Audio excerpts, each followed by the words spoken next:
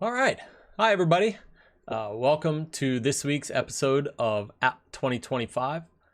I'm Rob Sutter. This week, we'll be talking about waiting for interaction with callbacks. Before we get started, I want to say thanks to everybody who sent feedback in. You may not see your feedback immediately implemented in the streams because it takes some time for me to rework stuff.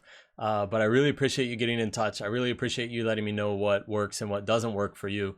In particular, I'm trying to eliminate those things that are getting in the way. So hopefully this is a good episode for everybody and we see some of those improvements made. This week, we're going to be talking about waiting for interaction with callbacks. And this is a feature in AWS Step Functions standard workflows that I absolutely love. We're going to talk about when you use these, what sort of problems they solve, and of course, we're going to do some building this week. So real quick walk down our agenda. First, we're going to go back to the any company architecture that we're building as a part of App 2025. We're going to review what we've built until now with the infrastructure and the beginnings of the customer microservice. We're going to talk about AWS Step Function standard workflows, which you need to use if you want to use callbacks. We're going to talk about service integrations a little bit. And so if you joined us for the AWS Step Functions episode on the 14th of April on the AWS channel, this will be pretty familiar. We're not going to go real in depth, but I do want to hit on it because we need it to talk about callbacks. And then we're going to talk about how you do callbacks, and that's with that waitTaskToken invocation pattern. And then finally, we're going to build a normalized account workflow, which hangs off of one of those events that we designed in our first episode 2 weeks back when we did the event storming. So again, you're already here on my Twitch channel. If you have any questions, either drop them in the chat. I'm paying attention. And I'll have some of my colleagues here as moderators as well. Or if you're seeing this later, please feel free to get in touch on Twitter. My DMs are open. Just let me know how I can help. So first, we're going to review this architecture. And we started building this and we said, again, left to right along our custom Amazon EventBridge event bus, we're just putting events onto the bus. And these are business events that we've gone through and defined using that event storming methodology. So we've already built one workflow for subscription expired. And today we're going to build a workflow that handles the account created event. But each workflow is a business process that attaches to the event bus via a rule and listens for the specific events that it cares about via a filter pattern. This means that multiple services don't have to worry about or even be aware of other services. They just concern themselves with attaching and consuming the events that they care about and then producing the output events from their own processes. And that's it. So it's a very loosely coupled architecture that allows you to iterate each component independently. Last week, this workflow was implemented with an AWS Step Functions Express workflow. Again, this week, we're going to be doing a standard workflow to support that callback pattern. And then when you look at this in code, we've split these into separate folders here in this repo. And let me put this repo in the chat for you. We split them into separate folders and separate either, they're all SAM applications, AWS SAM applications. In reality, you're going to want these to be different accounts within your organization, right? But that just gets a little bit unwieldy for managing an example application like this, right? So again, and we'll see it in the README as well if you clone this, what we built was an event bus, a custom event bus in here in our infrastructure. And then we had built that workflow on customer, all right? So I want to talk about the difference in express workflows and standard workflows. And again, we went over this a little bit last week from the perspective of express workflows and why you would choose them. I want to go over it from the perspective of a standard workflow and why you would choose it. There's a couple good reasons.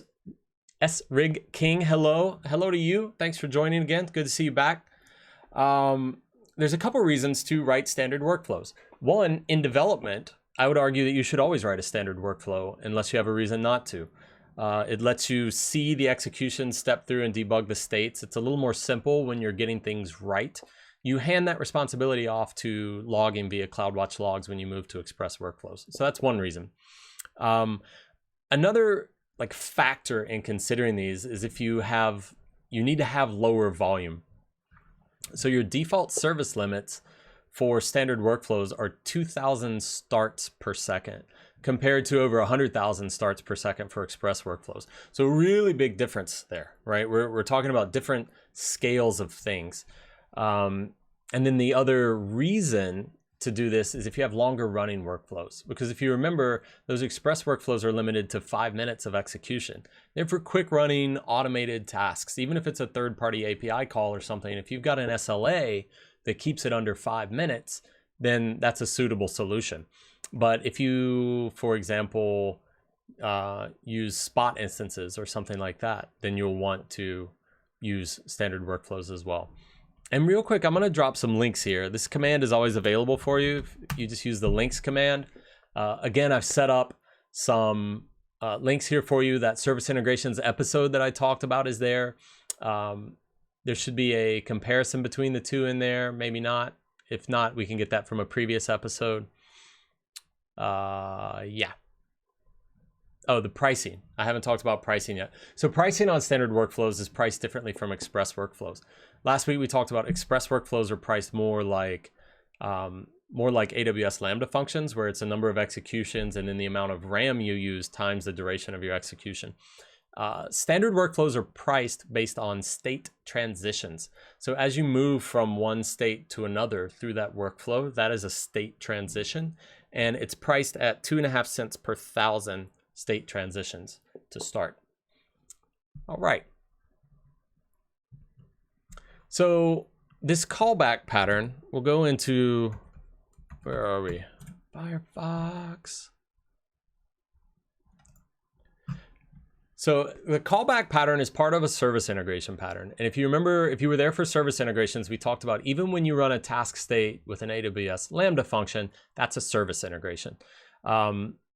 Callbacks with the task token are a way of invoking these service integrations asynchronously. So your workflow processes through the preliminary states, invokes that task and sends a token along with it, and then stops execution until it gets a return, right? So you have some other process here, and this is the docs, the step functions callbacks docs in that link that I just gave you. You have some process here. So when you run this credit check, right? You send it into a queue, you send the task token, which is specific to this execution of this workflow, and then it does whatever it needs to do. That can be human involvement, that can be offloading to a long running process, it can be anything, but when it's complete, it needs to call back to the state machine with that token, and it needs to send one of 3 states. It needs to either send a SendTaskSuccess to say that it succeeded processing and you can move on. It needs to send a SendTaskFailure to say something went wrong and you need to handle that down an error workflow. Or it can send a SendTaskHeartbeat. And this is a way to prevent timeouts or frozen executions, right? So you can require that your tasks send that heartbeat every 10 minutes, for example. And in that case, then you would want your working task to send a heartbeat every 5 minutes, just to make sure it doesn't time out. You probably don't want that involved if you're waiting for human interaction here, which is one of the major use cases. So again, a major difference in the standard workflow is that execution can continue for up to 1 year, whereas it's only 5 minutes for an express workflow. So when you add a year of execution time, you enable a whole new category of uses, right? So you can enable manual revision by a human operator with escalation and conflict resolution and time for people to schedule a meeting to talk about it. And all of these things, right, can be enabled. You can pull a human into the loop to make decisions that probably aren't going to meet that 5-minute threshold. So that's one major use case. And it's what we're going to simulate today with our simulator. Again, another use case is long-running tasks. If you have data ingestion tasks that can easily take longer than 5 minutes, well, you can't really use an express workflow for that. So a standard workflow is a good model for that, a good choice. Thanks to Doug Toppin for hitting those links there and sharing them for everybody.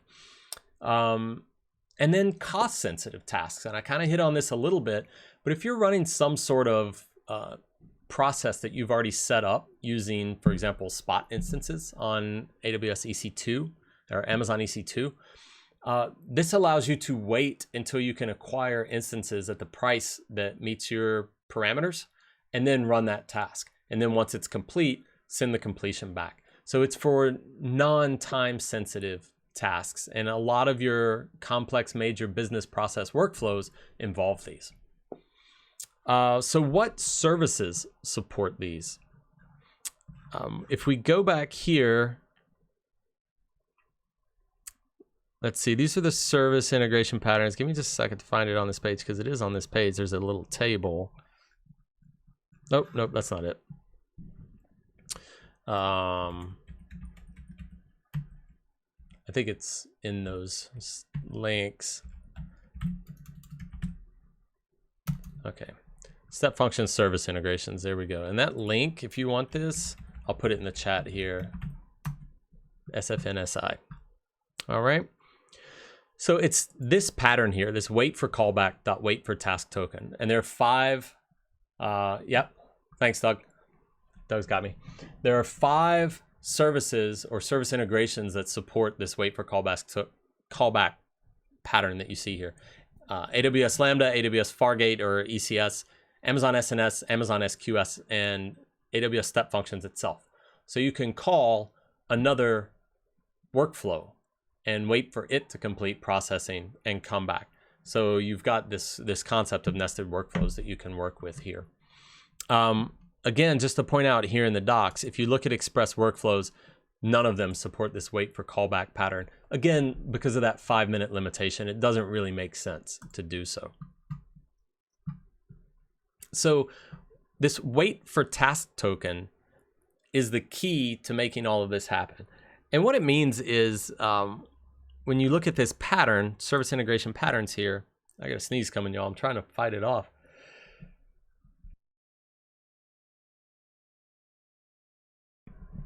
I think I got that microphone muted in time. This is the challenge with doing a live stream, is I can't just cut that out. You get to see the violence that is my sneeze, but hopefully I kept you from the sound effects. If you look for ways to call an integrated service, there's the wait for a callback with the task token. And again, that's what we've got here. And you're just appending this wait for task token to the task ARN in your state. And what does that mean? So I've gone ahead this time and set this up already. And I'll show you this real quick, and then we'll back into what we've built here. So when we call this send for normalization state here, this is an example of an SQS service integration. So we're calling the SQS send message API call with the parameters that it needs. Yeah, I caught the mute in time. Okay, thanks. Appreciate. Good looking out. And if you'll see here at the end of this ARN, we've appended this .wait for task token. That's the same execution pattern for all 5 of those services for Lambda, Fargate, SNS, SQS, and Step Functions. So when you do that, what's going to happen is your context object in your workflow execution, which is represented by this $, gets a token appended to it. And that's essentially a universally unique identifier that allows the step function service to figure out where to route those calls back when you're done. This syntax here, again, is the JSON path syntax. If this is a little bit confusing, don't worry. I've given you everything you need in the code here. I'll also drop a link here for those of you who want to learn more. And very importantly, next Tuesday on the AWS channel, I'm going to be doing an episode entirely dedicated to JSON path. So your results path, your output path, input path, how to handle all of that in AWS Step Functions. So join for that. Same time, AWS channel Tuesday. But that's all you have to do to make this task stop and start execute, or stop and wait for a return, right? And then again, when you talk about your, I need to get here and go to the simulator that we built. When you talk about the task itself, it needs to call this SendTaskSuccess or SendTaskFailure based on whatever happens. in order to process that call and unblock that workflow so that it continues to execute. All right. So I'm going to take us back to the diagram real quick, back to the architecture. And we're going to talk about what we're going to do today. If you remember, we went through these events and we got to account created was one of the events that we had. And so the workflow that we're going to build assumes that when an account is created, a user signs up. That's a fully automatic process. And then that event is put onto the event bus. And there's three things that we need to do, or really two things we need to do. One, we want to put that data into our CRM, whatever our customer relationship management system is, which is going to be a third-party thing, gets back an ID from that. And then we want to have a human scrub that data, right? Take a look at it to see, does this look like a real person? Are there fraud indicators? Did somebody put, vulgar language for their name? Does the address resolve, et cetera, right? We're just getting started. We need to figure out, do we bucket people? What sort of workflow do we put them in? Point is, we want to put a human in there. So we're going to take that response that we get from the CRM, and we're going to put an object into a Amazon SQS queue. What would happen then is that some sort of application would pull those out and present them to a customer service rep or to a customer success agent, however you structure it in your business, until they can actually process it with the rest of your application. And then once they click OK, it's been cleaned or approved, then that application will call back.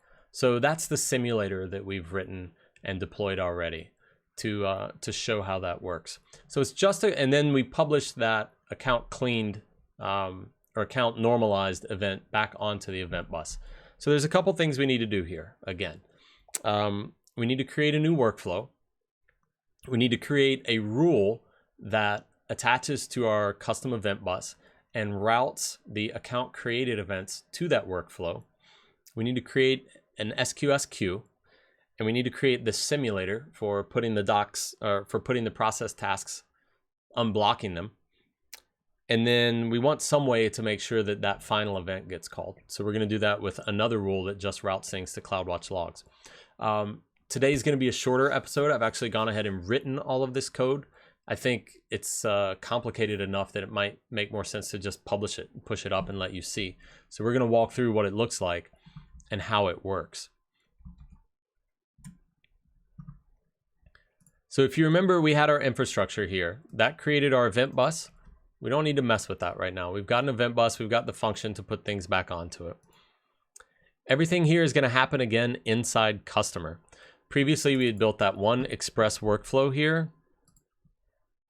And that's still here under this express workflow example that captures the expired subscription event.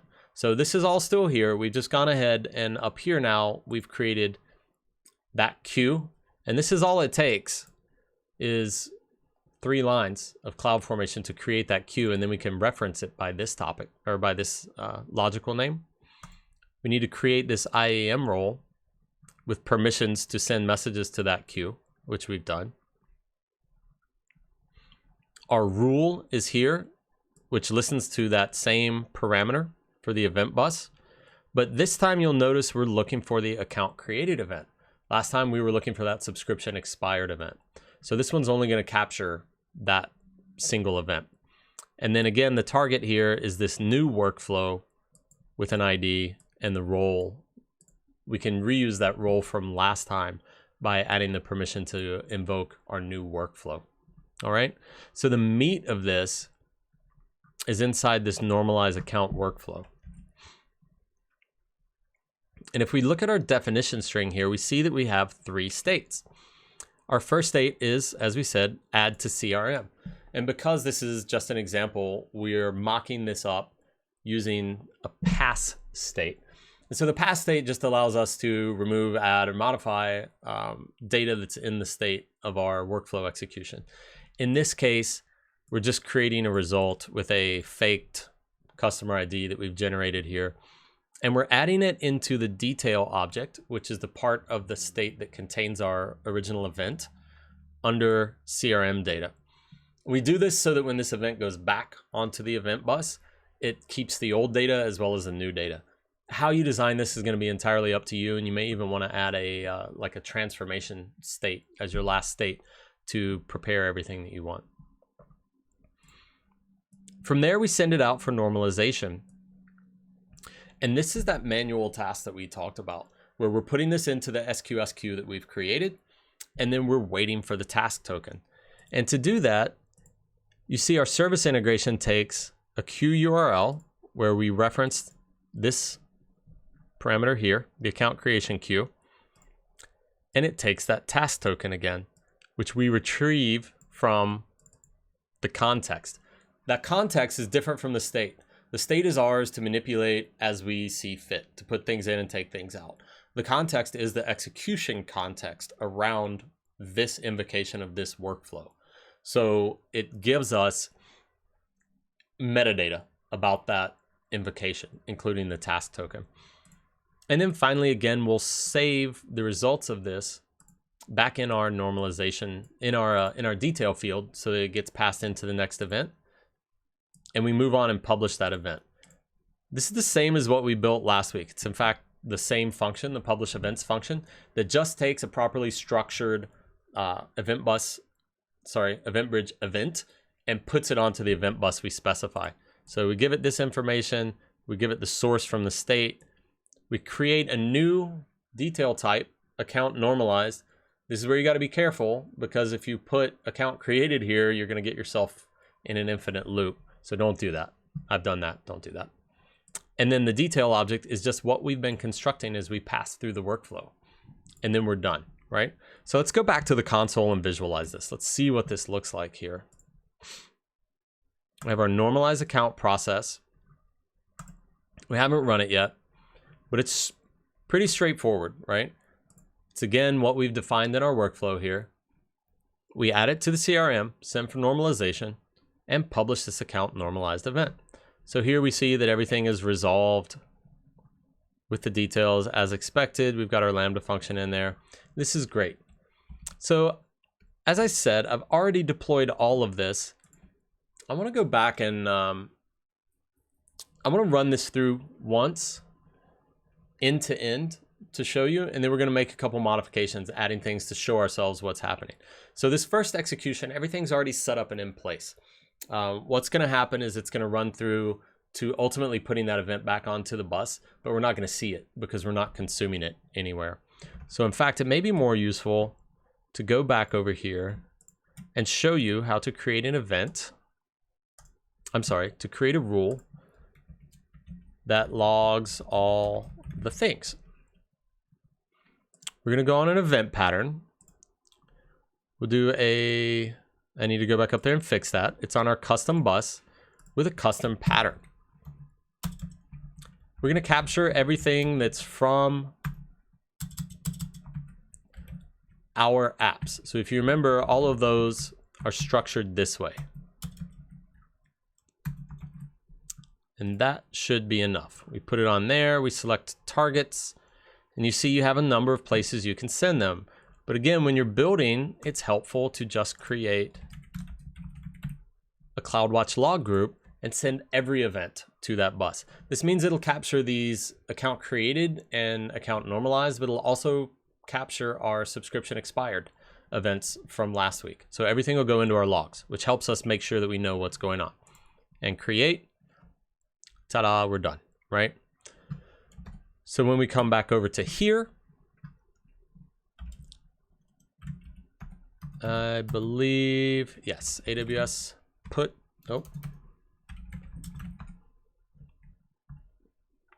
files, events, episode 3.json. Good. No failures. One event went in. We'll leave that open for a second. And again, just like last week's, I'll show you what these, I moved last week's events to here in episode 2.json. This will be published after I get this uploaded to YouTube.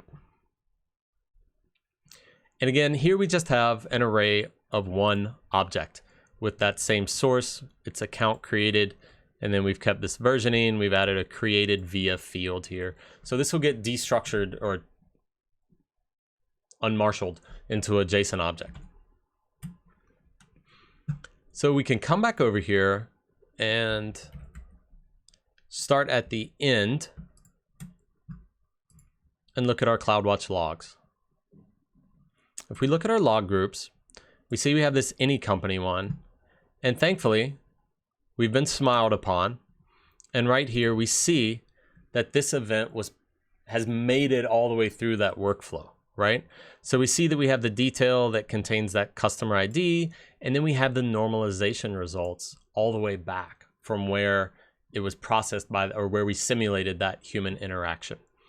So from here we can back up to look at our workflow. We see we have one execution here and it did succeed. This is the start input that we provided it. And then you see inside the detail object, we added this new CRM data object in that state as expected. When it went out for normalization, we got it back with these normalization results, which just come from that JavaScript function that I showed you earlier. So we can put whatever we want in there. We just sent back a string to keep it simple. And then we publish this event onto the event bus. So everything's happening exactly the way that we would expect. But we haven't really proven to ourselves that it's paused, right? This just looks like a very quick synchronous invocation all the way through. So we've got our queue here, but it doesn't have any messages in it, which is right because we only sent it one message and it's already been processed. So what I want to do here is go back and remove, I just put a queue somewhere. All right, I see it. It's in the website, but we'll just close this without saying. So what we want to do is go back, AWS, Cloud Formation, delete stack, stack name, app 2025 simulator. I hope that's right. I think that's right. And so what I've done is I've removed this simulation. The simulation was just listening to the SQS queue for messages, and when it found messages, processing them, picking them up and saying, okay, some human touched this, it's done, back you go, success. Without this here, what we expect to see is the step functions workflow begins processing, makes it to that wait for task token step, puts that message into the queue, and pauses. Then when we go over to the queue, we expect to see one message there, right? So our hypothesis is having removed this simulation, that's where we're going to get to, and the workflow is not going to conclude. So let's check that out by putting another event onto the bus. Actually, let me not tempt things. Let me go over here and make sure that that stack has finished deleting. All right, it's finished deleting. Great. So we're going to come back here to our workflow. We're going to see a second execution now. Put that event, that single event on the event bus. Hooray, we've got our event ID there. And now when we refresh, we see that it's running. It hasn't succeeded already. We can go back to CloudWatch and we see in this log group, nothing yet, which is interesting. I would have expected to see the other one, but maybe I just did something silly, so we'll see. But it's already invoked our step functions workflow, and again, if we refresh, it's still just sitting here running. So now we go back to our queue and refresh, and we see that we have one message available. I'm not going to view these messages because it makes them unavailable for other consumers. Why not? We can do it. I can prove this to you another way. So we can view or delete messages here. We start polling and we see we've got this one message. And this is beautiful, right? We've got this big task token in here that we've never seen before. And the message.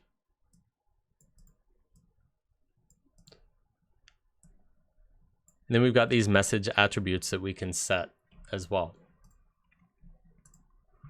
So with this here, let's close it, and that message is still available. So if we go back and redeploy our simulator, that's basically the same as finally some human coming in, opening their workflow for the day, clicking through, reviewing this, and completing it, right? So let's just give ourselves a little SAM deploy. I've already built this before, and I've already done SAM deploy guided to get those parameters in there that we want. We've just got to wait for this function to be put up there, create the event source mapping in the role, and we just twiddle our thumbs for a little bit, right? Any questions over here on what we've done so far? It's important to understand this simulator is just giving you a pattern for any arbitrarily long running large workflow or process that you want to put in there. It can, again, it can be human related. It can be offloading. Thanks, EDJ Geek, killing it. Appreciate the shout out there, buddy. It can literally be things like moving data between air-gapped networks, right? So you've got to take some data, put it onto some write once media, take it to an air-gapped network, run it over there, get some sort of response back, come back and bring that response on. Think about like issuing root certificates or something where you never issue them from a connected computer. Nice hair. Thanks, both of them. I got mustache hair and beard hair. But that's one example, right? Where you physically have to move media via sneakernet from one side to another. Or again, just because you don't want it to continue until you hit a trigger. This could be like a trade.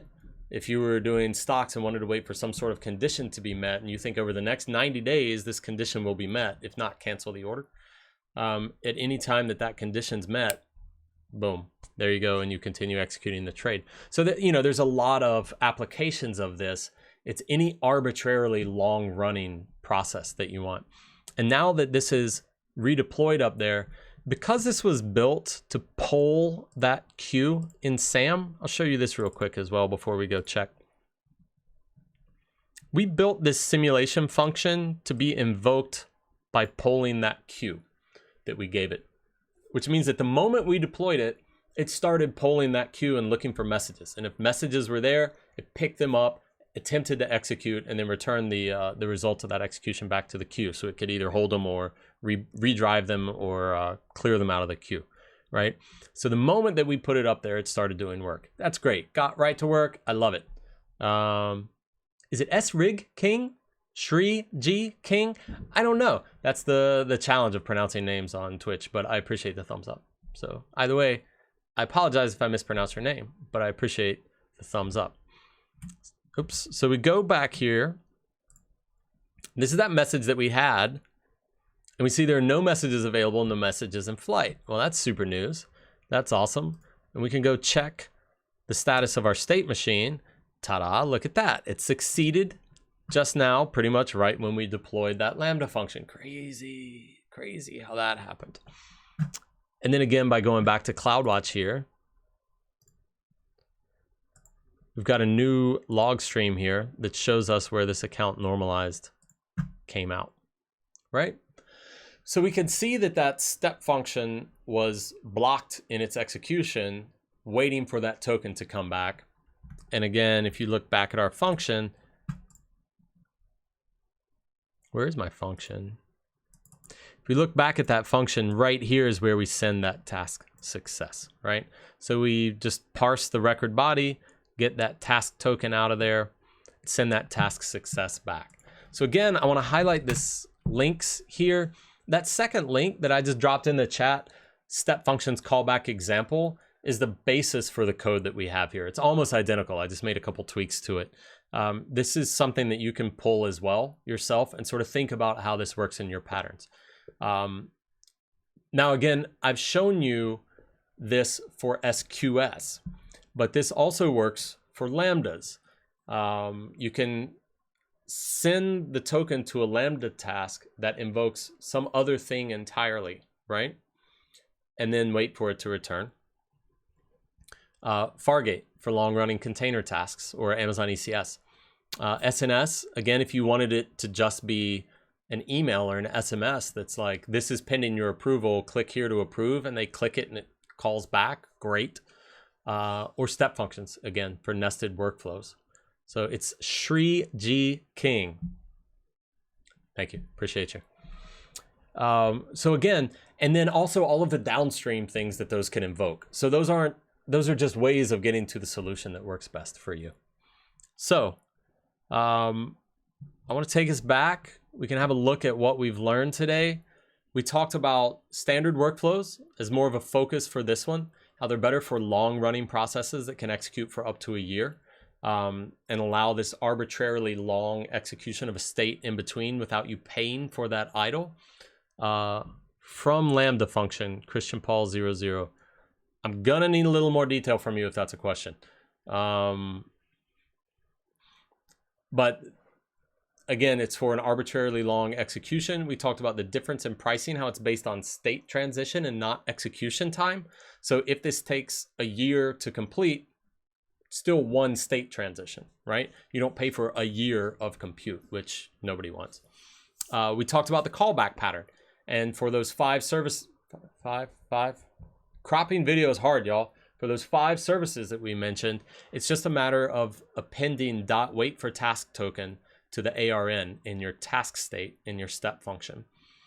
And then you need to return that SendTaskSuccess, SendTaskFailure, or SendTaskHeartbeat intermittently to let it know that you're continuing to go.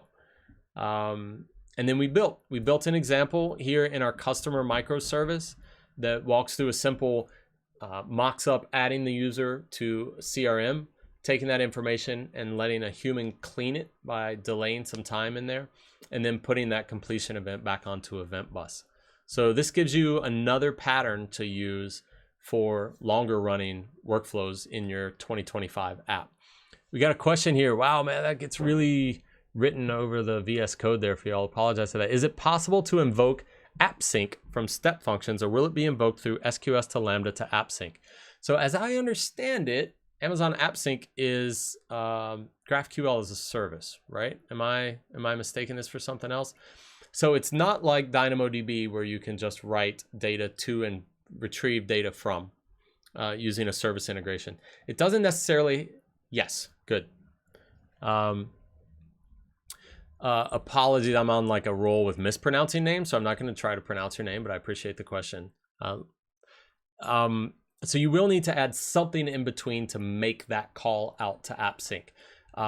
Yes, you would want to use an SQS queue if you have volume or like back pressure concerns where you're not necessarily, or you want to keep your parallelism low, right? So in that case, you may want to put a queue in between your workflow and your Lambda function. If it's low concurrency and you don't have that issue, then you may be able to just call directly to a Lambda function. Your use case and your data will determine that. AppSync interact, and in fact, it's a good point to go back and let's go over these service integrations again. Service integration patterns, I've clicked through these too many times. Here we go.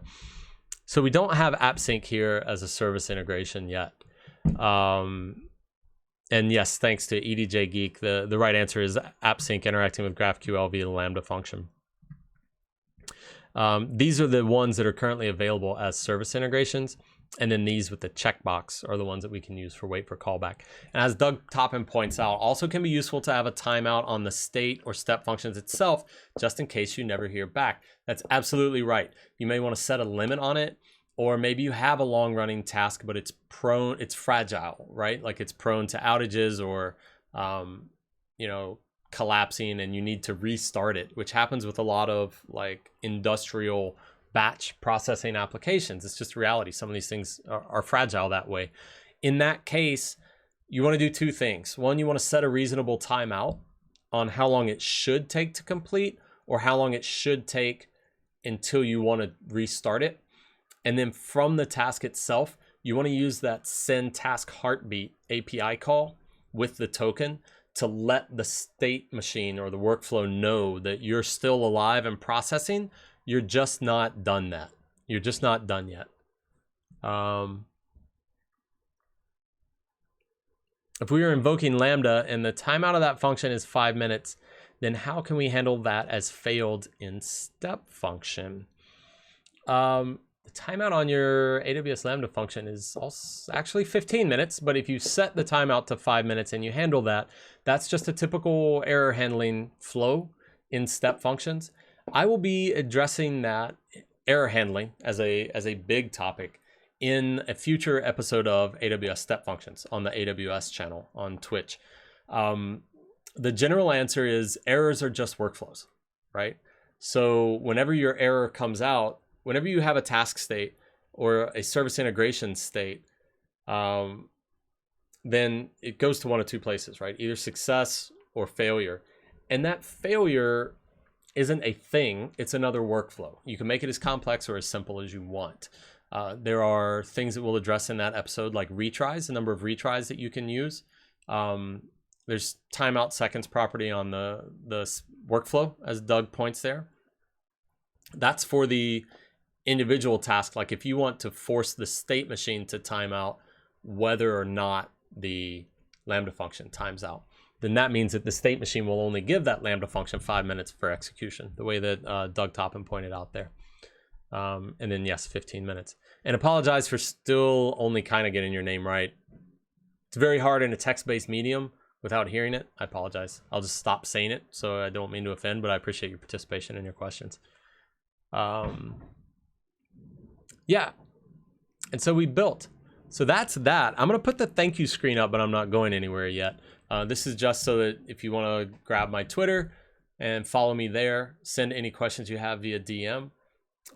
Again, I'm looking, I don't see any missed messages here. Christian Paul 00 from Lambda function. I didn't really get a clarification on that. If you had another question on that, let me know if you do. Anybody else? Anything else? Bueller? That's probably copyrighted. I do not have the rights to use that. Maybe it's okay because it's in, everybody knows it. It's derivative work. Use a catch in the task with states.timeout error. That's correct. Yes. In general, my greater error philosophy of step functions is never handle an error inside a task or a Lambda. Throw it out and use that catch pattern or an error state, depending on how you're doing it, to send yourself down a non-happy path workflow so that you can have complex logic around it. But again, remember, this logic in your state machine is declarative. So it's like a solved problem, right? You're not introducing errors, you're not introducing dependencies. Rundex, thank you. Rob, no, thank you. Thank you for being here. And I probably mispronounced your name too. I should just stop trying. I apologize. But I appreciate you being here. Doug Toppin, any pattern on how to force a continue when a step function is blocked on a wait?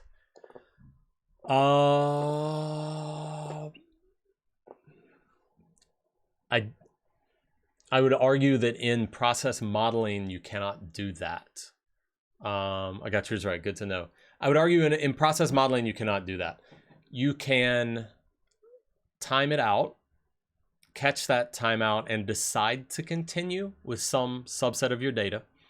You can use the parallel state to execute the other processes that can execute concurrently. But when you get to a point where you need that data from the timed out state, you're not going to have that data available to you. So you need to have some sort of pattern that has decided what to do. And whether that's using the timeout to add it back to a dead letter queue or something like that to redrive it later, to send it off to another manual inspection workflow, something. I would argue that you can't really continue from a timeout on anything that depends on it. Does that make sense? Torngal, timeout or heartbeat in seconds, right? That's the you won't have the data, but that's the way to force it to not wait anymore, is by timing out inside that single task state, which we didn't cover here. We can go back to that. I'll give you an example of this real quick. Let's create a new step function state machine. Knew you were going to do that. You always do that when I'm on air, and I don't know why.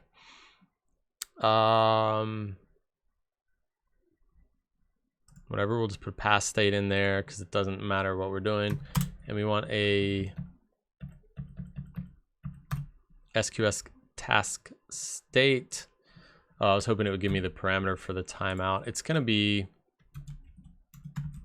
I think, yeah, timeout seconds. So again, this is the AWS toolkit for Visual Studio Code. Huge ups to the AWS Step Functions team for adding this.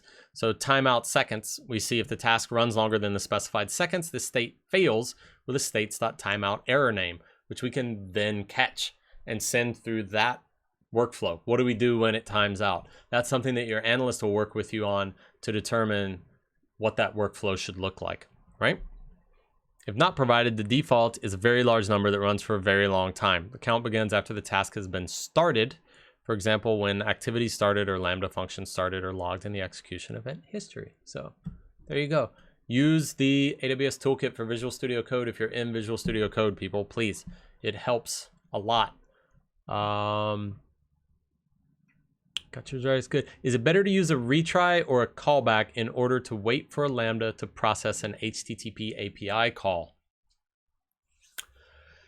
So if your HTTP API is calling your Lambda function directly, then you're not going to have an express workflow in there. That's a different... Oh, wait, I think you mean if you've got a downstream HTTP API. Okay. So you've got your workflow executing. Part of your workflow is call out to X, whether that's like a payment processor or a credit check or something like that. Is it better to use a retry or a callback in order to wait for a Lambda to process an HTTP API call? I would say that those are both. Why not both, right? I wouldn't handle the retry inside the Lambda function. Here's why. The whole point of using your step functions workflow is to orchestrate that business process. So let your task do one thing, especially if it's a Lambda function. Your Lambda function should take the input, attempt to authorize it, and return the results. And that's it. And if that result is failure, it should return, I couldn't do it. Because then your logic for retries is lifted out of that Lambda function, and that's a part of your business process, right? Retry it 2-3 times, whatever. Your Lambda function is just it's a technical detail. It's an implementation detail, a technical task that the business analyst doesn't care about. So for me, you just want to attempt it one time, and then you can send that SendTaskFailure result back if that's what you're waiting on, and then you catch that event in your task state and set your retry policy there. Torngal, yes, thanks Torngal for the solution. Appreciate people helping people here. Any other questions I can answer for anybody? Otherwise, I'm just gonna wrap it up. I'll get this code up as soon as I can. I'll get this video up on YouTube shortly after. Again, let me drop some docs for you today. Let me drop the repo for you today. Let me drop some links for you from today's episode. Doug Topham makes a good point. Note that task transitions in a step function do have a cost. It's just very small. That cost is actually 2.5 cents per 1,000 state transitions. Be careful not to have a very frequent task transition, such as in a tight loop. Absolutely. And this is why exponential backoff is your friend and is built into workflows. So set that factor. Remember, 2 to the very small number becomes a very big number very quickly, which will save you from spending a lot of money. So make sure you set a smart retry policy. Don't retry it every second. EDJ Geek asks, is there a place where I can see all these videos? Funny you should ask, my friend, because there is a place where you can see all these videos. And I'm going to click that link right now to make sure that that link goes where I want it to. And it does. That's the AWS Serverless YouTube channel. All of these videos, as well as several by my esteemed colleague, EDJ Geek. I think I said his name wrong earlier. I was going to go all episode without mentioning it, and then I just did it wrong, so I have to mention it. There is an AWS Serverless YouTube channel. I'd encourage you to subscribe. That's where you can get Sessions with Sam, Happy Little APIs, App 2025, AWS Step Functions, all this content that we're putting out there for y'all, in addition to publicly available talks, webinars, things like that. They all go up there, right? So if we have video content, that's where it lands, that's where it lives. Additionally, I'd really appreciate it if you would follow me here on Twitch. Don't subscribe. Subscribing is like a weird thing. Follow me. PG McGee, that's a great domain name. Thank you very much. If you think that's great, check out robsutter.tv. It'll actually bring you right back here. It's like Inception. So if you add the vowels, you come to this channel. If you take out the vowels, that's a URL shortener by EDJ Geek here in the channel. And that same YouTube channel has links to the videos on how to build that URL shortener, which doesn't even use AWS Lambda functions. It's crazy. and it's crazy fast and crazy convenient. So if that's interesting, check that out as well. Again, my Twitter's up there. Please follow me on Twitter. Contact me there via DM with any questions that you have. Looking in the chat box, I don't see any other questions. Narcbox, thanks for joining. Everybody else who joined.